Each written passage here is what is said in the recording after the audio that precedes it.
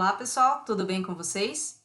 Aqui é a professora Gisele do canal Gisele Naves e essa é a playlist 100 questões para o Enem. Vamos à questão do dia. A questão do dia, questão número 31, ela foi retirada da prova do Enem de 2012 e a pergunta trouxe o seguinte enunciado. No Japão, um movimento nacional para a promoção da luta contra o aquecimento global leva o slogan "Uma pessoa, um dia, 1 quilo de CO2 a menos". A ideia é cada pessoa reduzir em 1 quilo a quantidade de CO2 emitida todo dia, por meio de pequenos gestos ecológicos, como diminuir a queima de gás de cozinha. Temos aqui a referência e a pergunta. Considerando um processo de combustão completa de gás de cozinha composto exclusivamente por butano, C4H10, a mínima quantidade desse gás que um japonês deve deixar de queimar para atender a meta diária, apenas com esse gesto, é de dados: massa molar do gás carbônico, 44 gramas por mol. Massa molar do butano, 58 gramas por mol. E temos aqui algumas opções. Lembrando que quando estamos nessa tela, você pode tentar fazer sozinho. E na próxima tela, começamos a resolução. Eu vou começar destacando algumas palavras que nós vamos ter que olhar com mais cuidado para montar a resolução dessa questão. O enunciado me fala de meta diária. E a meta diária é que uma pessoa, em cada um dia, diminua 1 kg de CO2. Então, não se esqueça dessa meta. Além disso, para conseguir atender a essa meta, a pessoa deve diminuir a queima de gás de cozinha. E o exercício pediu ainda que eu considere que o gás de cozinha tem exclusivamente butano. Então, nós começamos assim, montando a combustão completa do butano. Quando você termina de ler o exercício, pode ser que você perceba qual é o assunto dessa questão, e essa é mais uma questão de cálculo estequiométrico. Vamos agora montar a equação de combustão completa do butano. Esse é o nosso primeiro passo. Na hora de montar a equação completa do butano, nós devemos escrever a fórmula do butano, que é o nosso combustível, e também o nosso comburente, que é o gás oxigênio. Eles vão reagir na combustão completa de um composto orgânico que tenha carbono e hidrogênio. Os produtos formados serão gás carbônico e água. Toda a equação química precisa estar balanceada para que a gente resolva o exercício de cálculo estequiométrico.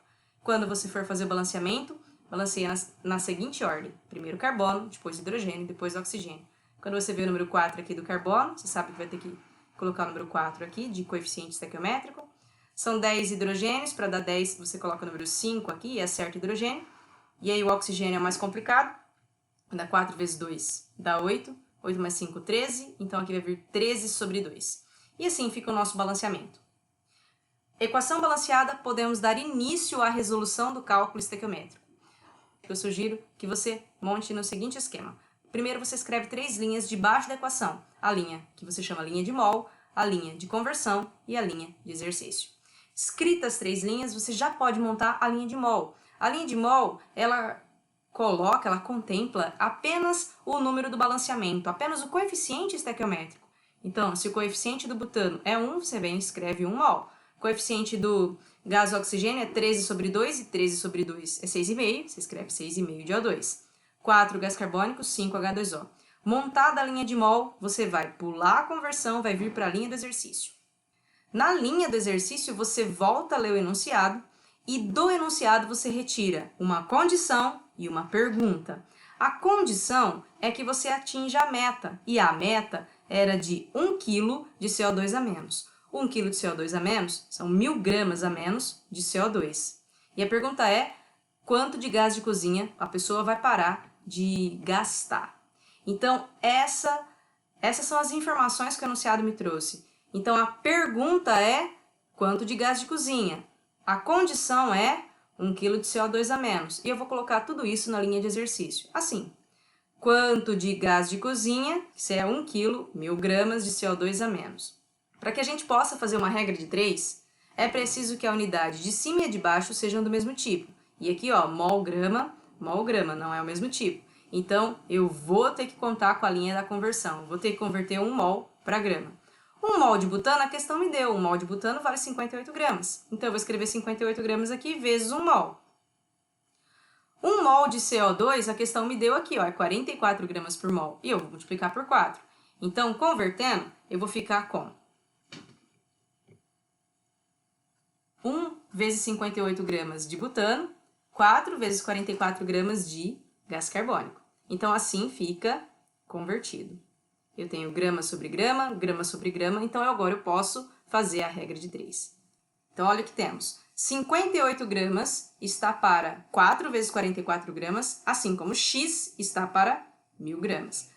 Efetuamos uma regra de 3 aqui, multiplicamos em cruz, vamos ficar com 176 que multiplica x, é igual a 58 que multiplica 1000. Isolando x, chegamos em 329,5 gramas de butano. A questão nos pede quanto é de butano e todas as alternativas estão em quilogramas. Para passar esse grama de butano para quilograma é só dividir por 1000. 329,5 dividido por 1000 vai dar 0,329, que é aproximadamente 0,33 quilogramas, como nos diz a alternativa B. Essa é a resolução dessa questão e o mapa mental para essa questão vai ser uma espécie de uma receitinha para fazer cálculo estequiométrico. Então vamos ao nosso mapa mental.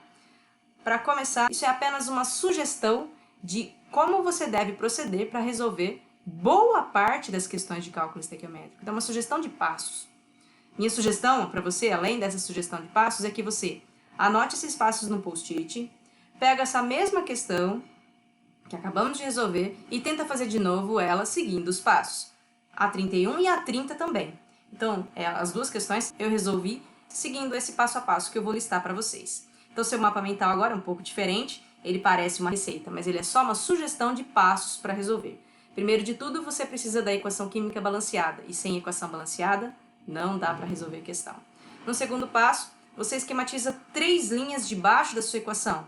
Linha de mol, linha de conversão, linha de exercício. No terceiro passo, você monta a linha do mol copiando o coeficiente estequiométrico. Então, na linha do mol, você vem copiando o coeficiente estequiométrico, só copiando. Desce o número, escreve mol, desce o número, escreve mol. No próximo passo, você faz uma nova leitura do enunciado e do enunciado você retira geralmente 2 informações, uma condição e uma pergunta. Nós vamos aprofundar no cálculo estequiométrico, existem alguns que nos dão 2 condições, 2 perguntas, e nós vamos treinar para avaliar quando são 2 condições, quando são 2 perguntas. Até agora, o que fizemos de cálculo estequiométrico, uma condição e uma pergunta. E aí você anota isso na linha do exercício. Na sequência, você vai verificar se existe necessidade de conversão. Quando existe essa necessidade? Quando, na hora que você esquematiza o seu cálculo, a unidade em cima e embaixo precisa ser do mesmo tipo. Por exemplo, tem que ser grama sobre grama, tem que ser mol sobre mol, tem que ser litro sobre litro. Deixe a unidade do mesmo tipo. Caso a unidade não esteja do mesmo tipo, você vai ter que fazer uma conversão. Como é que você converte? Cada mol pode ser convertido na massa molar. 1 mol tem a massa molar. Se forem 2 mols, você pega a massa molar e multiplica por 2.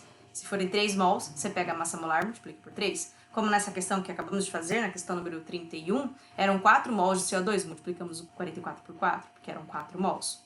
Se a conversão necessária não for para massa, você converte para volume. Se for CNTP, você usa 1 mol tem 22,4.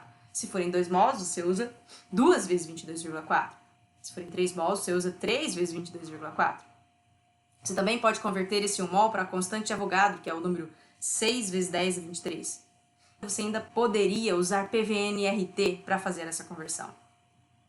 Bom, o último passo é a regra de 3. Então, finalmente, você faz a regra de 3.